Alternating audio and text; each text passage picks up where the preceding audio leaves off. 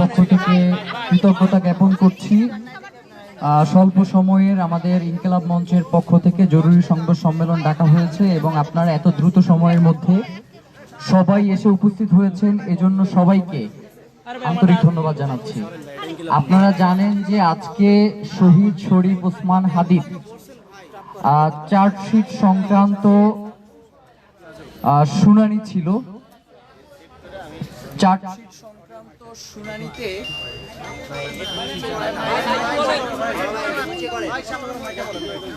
মাইকে বলেন ভাই।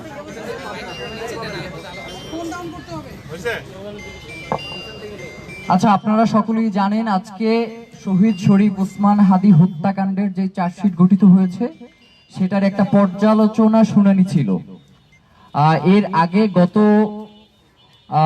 12 তারিখে তার প্রথম শুনানি ছিল এবং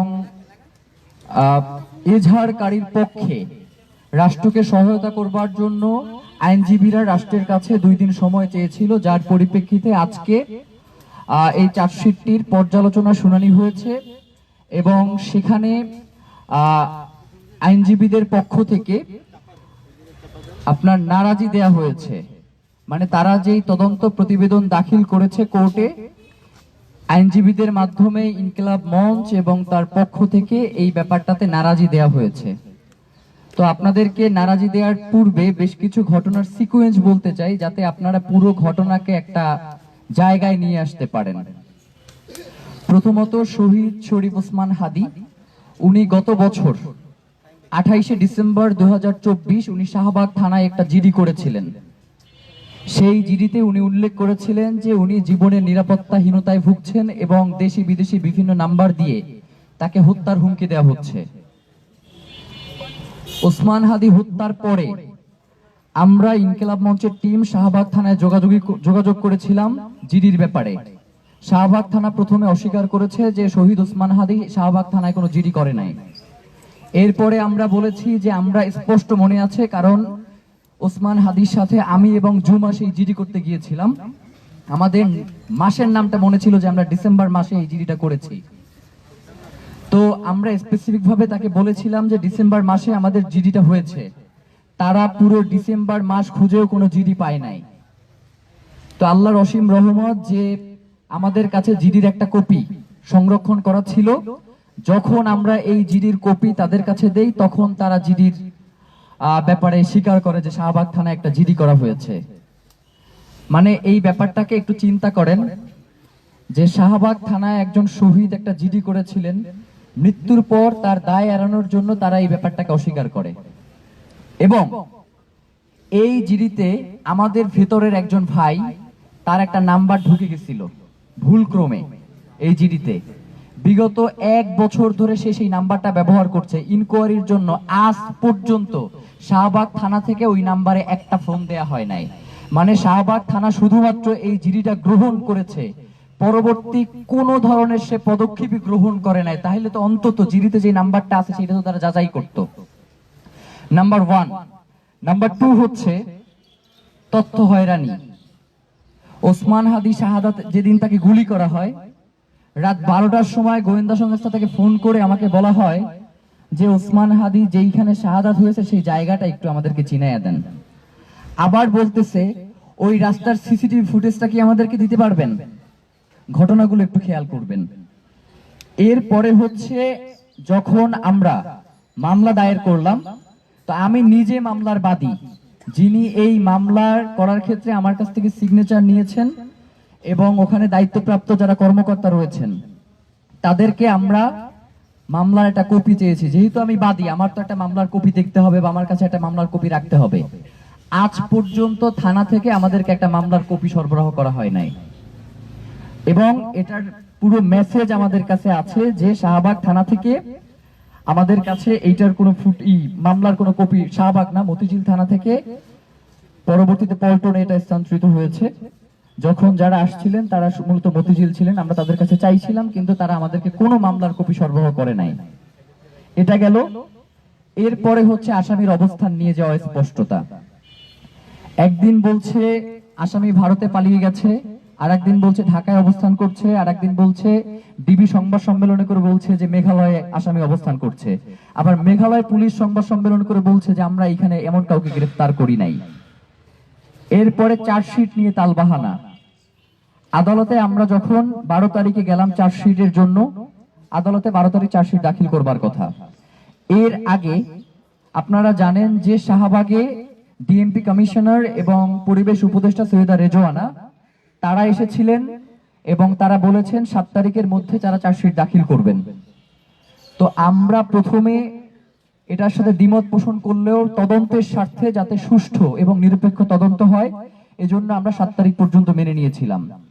তারা চার্জশিট যে 6 তারিখে দাখিল করবে আমাদের সাথে কোনো ধরনের আলাপ আলোচনা না করে তারা 6 তারিখে চার্জশিটটা সংবাদ সম্মেলন করে পুলিশের পক্ষ থেকে চার্জশিট দাখিল করা হয় এবং পরবর্তীতে যখন চার্জশিটের যেই শুনানির দিন ধার্য করা হয় 12 তারিখে, আমরা আদালতে গেলে আদালত বলে হচ্ছে আমাদের কাছে চার্জশিট এসে পৌঁছায় নাই, আবার ডিবি অফিস থেকে বলে যে আমরা চার্জশিট পাঠাইছি।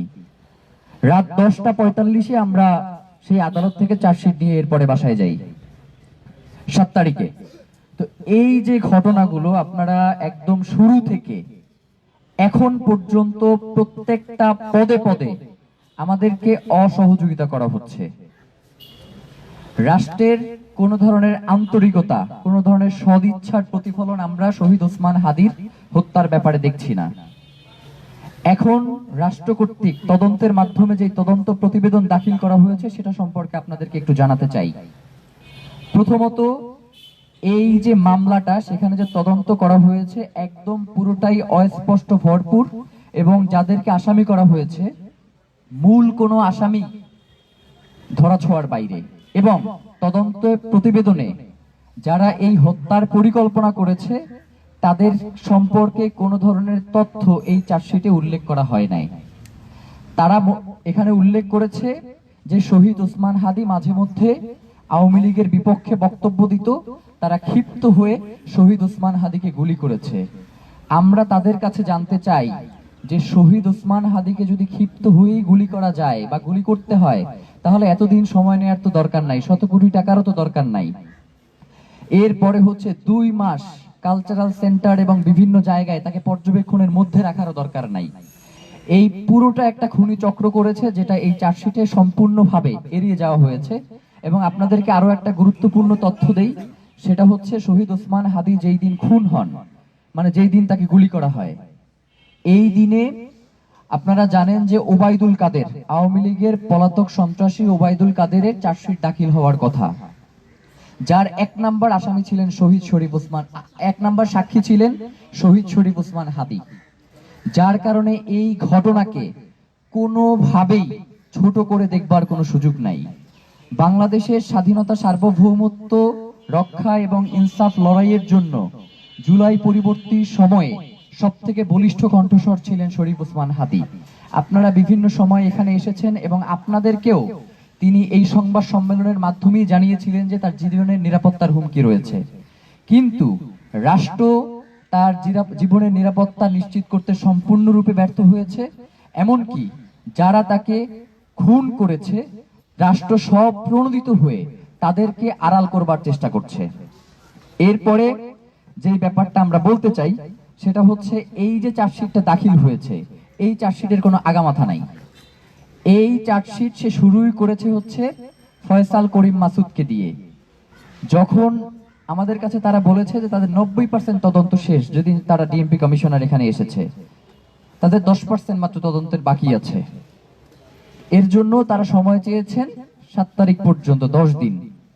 আমরা বলেছি ঠিক আছে আপনারা আপনাদের মতো করে তদন্ত করেন, কিন্তু এই তদন্ত করবার পরেও এই তদন্তের কোনো কিছুতে কোনো পরিবর্তন আসে নাই। আগেও যেটা আপনারাও যেটা জানেন সেইটাই এইখানে শুধু উপস্থাপন করা হয়েছে, কিন্তু আমরা যেটা জানি না সেইটা কোনোভাবেই এই মামলার ক্ষেত্রে করা হয় নাই। এখন প্রশ্ন যেটা থেকে যায় সেটা হচ্ছে যখন রাষ্ট্র এই ধরনের অসহযোগিতা করে তখন তো একটা ধারণা দৃঢ় হয় যে রাষ্ট্রের কেউ এই হত্যাকাণ্ডের সাথে জড়িত কিনা। আমরা স্পষ্ট করে বলতে চাই যে শহীদ ওসমান হাদির হত্যাকাণ্ডের সাথে যদি স্বয়ং প্রধান উপদেষ্টা ডক্টর মোহাম্মদ ইউনূসেরও সম্পৃক্ততা থাকে এর সুষ্ঠু বিচার হতে হবে। এই হত্যাকাণ্ডের সাথে যদি সেনাবাহিনীর প্রধান ওয়াকারের সংশ্লিষ্টতা থাকে তার বিচার হতে হবে। এর সাথে যদি আওয়ামী লীগের সংশ্লিষ্টতা থাকে তার বিচার হতে হবে। এর সাথে যদি হাসিনার সংশ্লিষ্টতা থাকে তার বিচার হতে হবে। মানে বাংলাদেশে শহীদ ওসমান হাদির হত্যাকাণ্ডকে কোনো ধরনের ইস্যু দিয়ে নাই করে দেয়া যাবে না। এরপরে আরেকটা জিনিস যেটা সেটা আপনারা জানেন যে ডিবির পক্ষ থেকেই জানানো হয়েছে যে শহীদ ওসমান হাদিকে হত্যা করবার জন্য 12 তারিখেই ওইখানে 5টা টিম ছিল, যারা একজন মিস করলে আরেকজন এই শুটটা করত। তো এই চার্জশিটে বাকি 4টা গ্রুপের কথা কই, যেই 4টা গ্রুপ বসেছিল শুট করবার জন্য। 5 তারিখে তারা বলেছে যে সেন্টারেও তারা গুলির অ্যাটেম্প নিয়েছে, কিন্তু তারা সেটাতে সক্ষম হয় না। 21 জনের একটা টিম এই মিশনে গিয়েছিল। তাহলে সেই 21 জনের যে মিশনের যে টিমটা গিয়েছিল তারা কোথায়? তারা চার্জশিটের ভিতরে নাই কেন? এখন আমাদের যেটা আসলে কথা সেটা হচ্ছে শহীদ ওসমান হাদি আমাদের মতো কোনো সাধারণ, অবশ্যই একজন সাধারণ জনগণ, কিন্তু ব্যক্তি বিশেষে অনেক সময় তিনি রাষ্ট্রের অনেক গুরুত্বপূর্ণ জায়গায় চলে যান। যেমন বাংলাদেশের নাগরিক হিসেবে খালেদা জিয়াও সাধারণ নাগরিক, অন্যান্য যারাও রয়েছেন তারাও সাধারণ নাগরিক, কিন্তু ব্যক্তি অনেক সময় গুরুত্বপূর্ণ স্থানে চলে যান।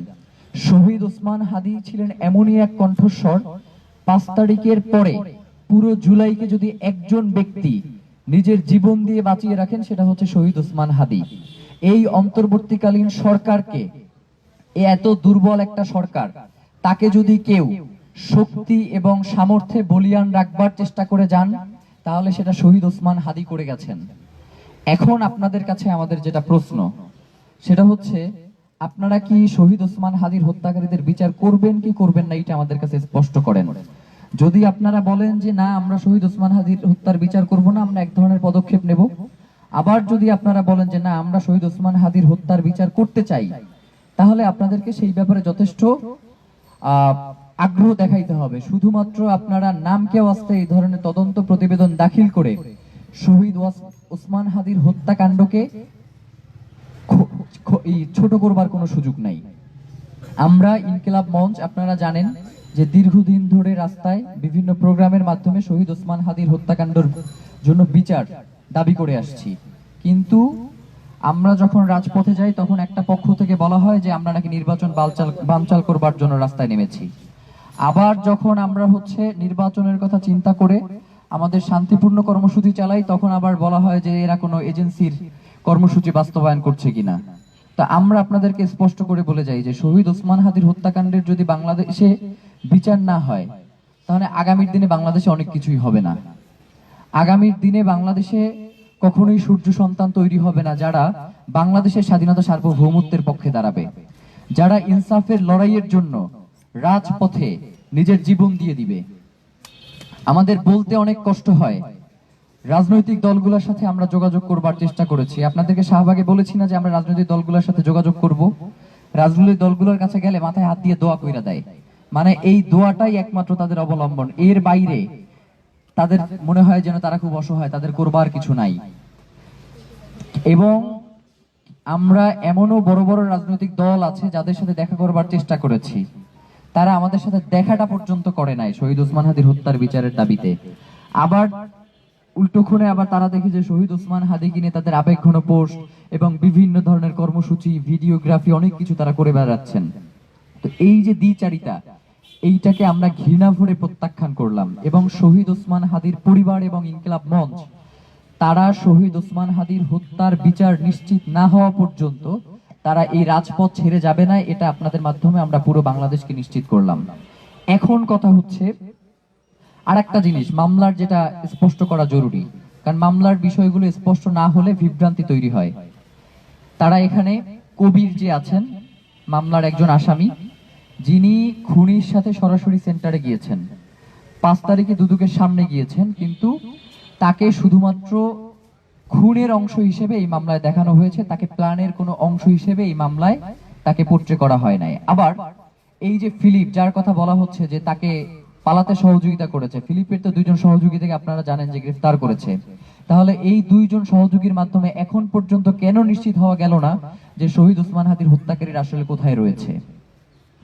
সর্ষের মধ্যেই যদি ভূত থাকে তাহলে তো আসলে বলবার কিছু থাকে না।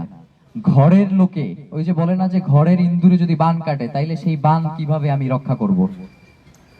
কথা ওই একটাই, সেটা হচ্ছে আমরা স্পষ্ট করে বলতে চাই, শহীদ ওসমান হাদির সাথে যদি রাষ্ট্র জড়িত থাকে তার বিচার এই বাংলাদেশে হইতে হবে, এবং এইটা আমরা করে ছাড়বো আমাদের জীবন থাকা পর্যন্ত। শহীদ ওসমান হাদির হত্যাকাণ্ডের সাথে যদি গোয়েন্দা সংস্থার কোনো সূত্রপাত থেকে থাকে এর বিচার হইতে হবে। কারণ আপনারা জানেন যে শহীদ ওসমান হাদি এই গুম কমিশন এবং পিলখানা কমিশনের ব্যাপারে তিনি প্রচন্ড একজন শক্তিশালী ভূমিকা পালন করেছেন এটার যাতে এই কমিশনের রিপোর্টটা প্রকাশিত হয়, এবং হয়তো আগামী 2-1 দিনের মধ্যেই গুম কমিশন পিলখানা কমিশনে শহীদ ওসমান হাদি এবং গুম কমিশনে শহীদ ওসমান হাদি কিভাবে তাদেরকে সহযোগিতা করেছে এটা নিয়েও তারা একটা তাদের পক্ষ থেকেও বিবৃতি দিবে। তো এই যে একজন মানুষ পুরো বাংলাদেশের স্বাধীনতা, সার্বভৌমত্ব এবং ইনসাফ রক্ষার জন্য তার জীবনটা বিলিয়ে দিয়ে গেছেন, তিনি তো আমাদের কাছে শুধু একটা দাবি করে গিয়েছেন যে আমাকে ভাইয়েরা যদি মেরেও ফেলা হয় আপনারা দয়া করে এর বিচারটা কইরেন। তো আমাদেরকে যে এইভাবে অসহায় করে রাখা হচ্ছে, প্রত্যেকটা জায়গায় আমাদেরকে কোনো কথাই শোনা হচ্ছে না, এবং জাস্ট একটা আশ্বাসের বাণীর বাইরে রাষ্ট্রের কোনো পদক্ষেপ আমরা দেখছি না। একটা কথা বলি যে যেই ইসি শহীদ ওসমান হাদিকে বিচ্ছিন্ন ঘটনা হিসেবে উল্লেখ করে সেই ইসির অধীনে রাজনৈতিক দলগুলো নির্বাচনে যেতে পারে, কিন্তু বাংলাদেশের নাগরিক হিসেবে এই ইসিকে অপসারণ যদি না করা হয়, একজন নাগরিকের জায়গা থেকে হয়তো আমরা এই ইলেকশনের বিরুদ্ধে, মানে এই ইসির বিরুদ্ধে আমরা দাঁড়াবো, ইলেকশনের বিরুদ্ধে না, এই ইসির বিরুদ্ধে আমরা রাজপথে আমাদের অবস্থান গ্রহণ করবো ইনশাআল্লাহ। আর একটা জিনিস সেটা হচ্ছে ইদানিং আপনারা সোশ্যাল মিডিয়াতে অনেকভাবেই লক্ষ্য করছেন যে আমি একটু এগুলো আপনাদেরকে দেখাতেও চাই যে আমরা পোস্ট দেই একভাবে, আপনারা পোস্টে করবার চেষ্টা করেন একভাবে। ভাই, শহীদ ওসমান হাদি একটা কথা বলে গেছেন যে আপনি অনেক যোগ্যতা সম্পন্ন কিন্তু আপনার ভিতরে নৈতিকতা নাই, এইটার কোনো মূল্য নাই।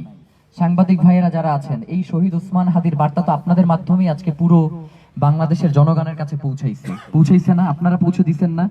সেই আপনারা যদি সামান্য ভিউয়ের আশায়, সামান্য টিআরপির জন্য আপনারা যদি এই ধরনের ফটোকার্ড বানান বা এই ধরনের মিসলিডিং ভিডিওগুলো মানুষের কাছে পৌঁছান, তাহলে বলেন আমরা আসলে কোন নতুন বাংলাদেশের স্বপ্ন দেখে সামনে আগাবো? আপনারা কি লিখলেন গতকালকে? আমাদের শহীদ ওসমান হাদির ওয়াইফ তিনি একটা দীর্ঘ পোস্ট দিলেন, আপনারা একটা ফটোকার্ড বানালেন, সেখানে লিখলেন যে ইনকিলাব মঞ্চ কি শহীদ ওসমান হাদির বিচার চায় না? শহীদ ওসমান হাদির বিচার কি আদৌ হবে না? এটার ব্যাখ্যাও তো তিনি নিচে একটা দিয়েছেন। অনেক পত্রিকা, অন্যান্য পত্রিকা ফটোকার্ডের নিচে হচ্ছে ব্যাখ্যাটা দেয়, কিছু কিছু পত্রিকা এই ব্যাখ্যাটা পর্যন্ত দেওয়ার প্রয়োজন মনে করেন নাই। মানে ওসমান হাদি তো হত্যা হয়েছেই, এখন আপনারাও কি চেষ্টা করতেছেন কিনা ইনকিলাব মঞ্চে আমরা যারা এই আন্দোলনটা টিকিয়ে রাখবার চেষ্টা করছি আমাদেরকেও যাতে হত্যা করা হয়, আমাদেরকেও যাতে এর সাথে সম্পৃক্ত করা হয়, আপনারা কি এই ধরনের পরিকল্পনা করছেন কিনা আমাদেরকে সেটা দয়া করে পরিষ্কার জানাবেন। আর আরেকটা কথা আপনাদের মাধ্যমে জানাই, আমরা বিভিন্ন ভাবে খেয়াল করেছি যে ইনকিলাব মঞ্চের নাম নিয়ে বিভিন্ন ধরনের প্রোপাগান্ডা ছড়ানো হচ্ছে। আমরা সেদিনকে শাহবাগে দেখেছি জুলাই মিনারের পাদদেশে বসে তারা বলছে যে তারা প্রথম আলো পত্রিকার যে কার্যালয় সেটা ভেঙে দিয়ে তারা সেখানে আমার দেশ করবে, এবং তাদের এই জন্য 100 কোটি টাকা দরকার, এটা জনগণের কাছে চাইতেছে। এবং সে বলতেছে ইনকিলাব মঞ্চের কর্মী। ভাই, আমরা এই যেখানে যারা বসে আছে আপনাদের সামনে তো 1 না 1.5 বছর ধরে কন্টিনিউয়াসলি বসতেছি, তো আপনি কেন তাদেরকে এই প্রশ্নটা করেন না যে ভাই আমরা তো কোনোদিন আপনাকে ইনকিলাব মঞ্চের কোনো প্রোগ্রামে দেখিনি, তাহলে আপনি কোথা থেকে আসলেন আমরা একটু জানতে চাই। এই ব্যাপারগুলো আপনারা যখন এই প্রশ্নগুলো করা শিখবেন তখনই বাংলাদেশে নতুন যে স্বাধীনতার স্বপ্ন, নতুন যে আজাদির স্বপ্ন, আমরা জুলাইয়ের যেই স্বপ্ন সেটার দিকে আমরা এগিয়ে যেতে পারবো। নয়তো আমরা সবাই মিলে একসাথে আমাদের এই আজাদি, আমাদের এই লড়াইয়ে আমরা ক্ষতিগ্রস্ত হব। প্রিয় ভাইয়েরা, এখন যদি আমরা শহীদ ওসমান হাদির এই হত্যাকাণ্ডের বিচার করতে সক্ষম না হই তাহলে আগামীর বাংলাদেশে এমন দিন আসতে পারে যেই দিন বাংলাদেশে এর থেকেও বড় ফেসিবাদ কায়েম হবে। সুতরাং আমরা ইনকিলাব মঞ্চের পক্ষ থেকে আপনাদেরকে জানাতে চাই, আগামীকাল পুরো বাংলাদেশে শহীদ ওসমান হাদির হত্যাকাণ্ডের বিচারে বাদ-জুমা, বিক্ষোভ মিছিল এবং সংক্ষিপ্ত সমাবেশের আয়োজন করবার জন্য বাংলাদেশের স্বাধীনতাকামী ইনসাফের লড়াইয়ের সৈনিকদেরকে আহ্বান জানাচ্ছি। বাংলাদেশের প্রতিটি জেলা, উপজেলা এবং বিভাগীয় শহর, ইউনিয়ন, গ্রামে শহীদ ওসমান হাদির হত্যার ব্যাপারে আপনারা আগামীকাল বিক্ষোভ মিছিল এবং সংক্ষিপ্ত সমাবেশ কর্মসূচি পালন করুন। আর একটা কথা বলতে চাই যে আমাদের আদালতে আমরা যেই নারাজিটা দিয়েছিলাম, আদালত সেটাকে মঞ্জুর করেছেন এবং পুনঃ তদন্তের জন্য আদেশ দিয়েছেন। আমাদেরকে জিজ্ঞেস করা হয়েছিল যে আপনারা এই তদন্তের ভার আপনাদের কোনো পছন্দের এজেন্সি আছে কিনা। আমরা রাষ্ট্রকে স্পষ্ট বলে দিয়েছি যে এইটা মানে মেয়ে দেখার কাজ না, যে আমার পছন্দ হইল কি পছন্দ হইল না। শহীদ ওসমান হাদির হত্যাকারীদের বিচার নিশ্চিত করা রাষ্ট্রের দায়িত্ব। এই রাষ্ট্রের দায়িত্ব পালন করতে তার সিআইডি রে লাগবে না, ডিবি রে লাগবে না, এনএসআই রে লাগবে, কার লাগবে এটা রাষ্ট্র নির্ধারণ করবে, এটা আমরা নির্ধারণ করব না। কিন্তু রাষ্ট্র যদি মনে করে যে বাংলাদেশের গোয়েন্দা সংস্থা এই তদন্ত করতে তারা ব্যর্থ, তাহলে প্রয়োজনে আন্তর্জাতিক যে সকল পেশাদার এবং নির্ভরযোগ্য গোয়েন্দা সংস্থা রয়েছে, এফবিআই, স্কটল্যান্ড ইয়ার্ড, এমআইটির মতো যারা পেশাজীবী এবং নির্ভরযোগ্য, তাদেরকে চাইলে রাষ্ট্র এই তদন্তের স্বার্থে তাদেরকে এই সুযোগটা করে দিতে পারে। এবং পাশাপাশি আমাদের ইনকিলাব মঞ্চের পক্ষ থেকে আপনাদেরকে জানাতে চাই যে শহীদ ওসমান হাদি তিনি শুধুমাত্র ইনকিলাব মঞ্চের ছিলেন না, তিনি ছিলেন বাংলাদেশের 18 কোটি মানুষের।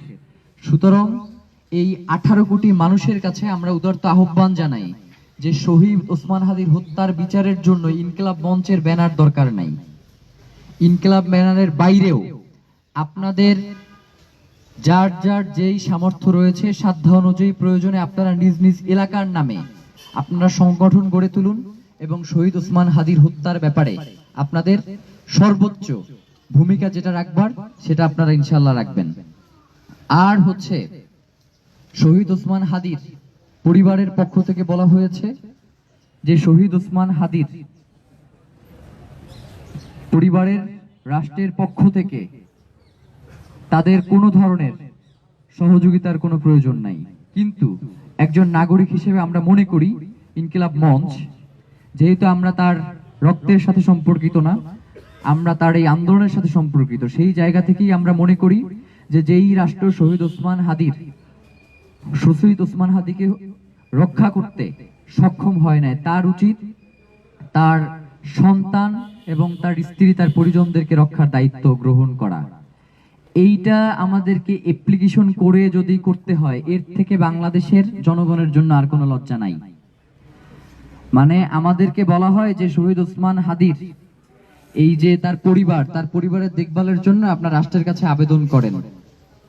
শহীদ ওসমান হাদি তার নিরাপত্তার জন্য আবেদন করছিলেন, আপনারা সেই ক্ষেত্রে কি ভূমিকা পালন করছেন? আপনারা তো কয়দিন পরে এই আবেদন মিডিয়ার কাছে দিবেন এবং মিডিয়া বলবে যে শহীদ ওসমান হাদির পরিবার আমাদের কাছে এইটা প্রার্থনা করছে। মানে শুধু শহীদ ওসমান হাদির হত্যা কইরাই আপনাদের আশা মেটে নাই। আপনারা শহীদ ওসমান হাদির পরিবার এবং ইনকিলাব মঞ্চকে কিভাবে নিচে নামাবেন এই চিন্তায় আপনারা যেন সব সময় মগ্ন থাকেন। প্রিয় ভাইয়েরা, আগামীকাল আমাদের স্পষ্ট কথা, কোন ধরনের সুশীলতা, কোন ধরনের হাঙ্কি পাঙ্কি এইগুলা দিয়ে শহীদ ওসমান হাদির হত্যাকাণ্ডকে নাই করে দেওয়া যাবে না। আপনারা ভাবেন যে আজকে কততম দিন? আজকে 35তম দিন। এই 35তম দিনেও আপনারা একটু এই তার কবরের সামনে যান, দেখবেন যে শত শত মানুষ দাঁড়িয়ে আছে, কান্না করছে। নিজ উদ্যোগে মানুষ বিভিন্ন জায়গায় আন্দোলন সংগ্রাম করছে। বাংলাদেশের ইতিহাসে এমন ঘটনা আর কোনোদিন ঘটে নাই। রাজনৈতিক দলগুলোকে বলি, নির্বাচন তো করবেন, ক্ষমতায় তো যাবেন, জনগণরে নিয়ে যান, জনগণরে ছাইরা যাইয়েন না। যদি ভারত হইয়া ক্ষমতায় যান, তাইলে ভারতের কাছেই আবার ফিরে যাইতে হবে, বাংলাদেশের জনগণের কাছে আর কোনোদিন ফিরতে পারবেন না। কথাগুলো খুব স্বাভাবিকভাবে নিয়েন না, জনগণের ক্ষোভ বুঝবার চেষ্টা করেন। একজন জনগণের ক্ষোভ বুঝে নাই, দিল্লিতে গিয়ে বসে আছে, দিল্লিও নিবে না। দিল্লির এত জায়গা নাই যে এইখানে বসে আকাম কুকাম যারা করবেন সবাই নিয়ে ওই দেশে বসে খাওয়াই পরে পালবে। দিল্লির সব থেকে পরীক্ষিত বন্ধু হচ্ছে হাসিনা, এর বাইরে এর আর কেউ দরকার নাই। তো যার কারণে নতুন করে বন্ধু হইতে যাইয়েন না। শহীদ ওসমান হাদির হত্যাকাণ্ডের বিচারের জন্য আপনাদের প্রত্যেকের জায়গা থেকে যা যা ভূমিকা পালন করা দরকার সেইটা করেন। রাজনৈতিক দলগুলা আমাদের কাছে প্রত্যাশা করে যে আমরা তাদের কাছে চিঠি নিয়ে যাব, তাদের কাছে বার্তা নিয়ে যাব, এরপরে তারা তার বিচারের দাবিতে সচেষ্ট হবে। তাহলে তো বাংলাদেশের নাগরিক হিসেবেও যে কোনো হত্যাকাণ্ডের ব্যাপারে যতক্ষণ পর্যন্ত ওই পরিবারের পক্ষ থেকে চিঠি না আসবে অতদিন পর্যন্ত দায় বর্তায় না। তো আমরা ইনকিলাব মঞ্চের পক্ষ থেকে আগামীকাল বাদ জুমা আমরা বিক্ষোভ মিছিল এবং সংক্ষিপ্ত সমাবেশ এই কর্মসূচি ঘোষণা করছি। পুরো বাংলাদেশে আপামর জনসাধারণকে আহ্বান করছি, আপনারা এই কর্মসূচি সফল করুন এবং শহীদ ওসমান হাদির হত্যাকারীদের দ্রুত বিচার এবং গ্রেফতার এটা নিশ্চিত করুন। সাগর রুনির মতো যাতে শহীদ ওসমান হাদির হত্যাকাণ্ড ডেটের পর ডেট এমন না হয়। যদি এমনটাই হয় তাহলে আপনাদেরকেও জানিয়ে রাখি, আপাতত বিক্ষোভ মিছিল, এর পরের দিন হয়তো অবরোধ, এর পরের দিন যমুনা ঘেরাও, এর পরের দিন পররাষ্ট্র মন্ত্রণালয় ঘেরাও, এর পরের দিন হয়তো আমরা সংসদ ভবন ঘেরাও করব। শহীদ ওসমান হত্যা আমরা অনেক নরমাল বলতেছি, কারণ সকাল থেকে এখন পর্যন্ত আমরা শুধু এই হত্যাকাণ্ডের বিচারের জন্য মানুষের দ্বারে দ্বারে যাচ্ছি। আমাদেরকে অসহায় মনে করবেন না, আমাদেরকে কোনোভাবেই অসহায় মনে করবেন না। বাংলাদেশের জনগণ আমাদের সাথে আছে। শুধুমাত্র বাংলাদেশের যাতে শান্তি শৃঙ্খলার যে পরিস্থিতি এটা যাতে স্বাভাবিক থাকে, এই জন্য আমরা এখন পর্যন্ত শান্তিপূর্ণভাবে আছি। আমাদেরকে দয়া করে অশান্ত কইরেন না। অশান্ত করলে বর্তমান সরকার এবং যারা যারা এর পেছনে ইন্ধন দিচ্ছেন, আপনাদের কারোরই সেই ধরনের সক্ষমতা নাই বাংলাদেশের জনগণকে। আমরা জুলাইয়ের মতো এইবার শুধু জীবন দিব না, এটা শুধু বলে গেলাম। সবাইকে অসংখ্য ধন্যবাদ। বাংলাদেশ জিন্দাবাদ, ইনকিলাব জিন্দাবাদ। একটা প্রশ্ন ভাই, সেটা হচ্ছে আমরা শহীদ ওসমান হাদি সারা বাংলাদেশে শুধু না পৃথিবীর বিভিন্ন আনাচে কানাচে এই যে আজাদির যে লড়াই, এই বিষয়টা একদম বাচ্চা থেকে শুরু করে বৃদ্ধদের পর্যন্ত হৃদয়ে রক্তক্ষরণ করেছে এবং তারা এটাকে ওন করছে। লক্ষ কোটি তরুণ, শিশু, যুবক, বৃদ্ধা আমি মনে করি। কিন্তু আমাদের বাংলাদেশের মেইন স্ট্রিম মিডিয়াগুলো শহীদ ওসমান হাদির ব্যাপারে ঠিক সেই রকমভাবে আসলে ব্যাপারটাকে ফোকাস করছে না, কিংবা তার যে চেতনা, এই যে আজাদির চেতনা, বাংলাদেশের স্বাধীনতা সার্বভৌমত্বের যে চেতনা, এই চেতনাকে আসলে তারা মনে, আপনাদেরকে এরকম মনে হচ্ছে কিনা যে তারা আরো বিষয়টাকে ধামাচাপা দেওয়ার চেষ্টা করছে? কিছু কিছু, আমি সবাইকে বলবো না, এর ব্যাপারে। আচ্ছা, প্রথমত বাংলাদেশে যখন এই কথাটা আসলে কেউই বলে না যে বাংলাদেশের বিভিন্ন ব্যবসায়িক গ্রুপ তার নিজের ব্যবসা এবং তার ক্ষমতার জন্যই বেশ কিছু মিডিয়া তারা খুলে রাখে।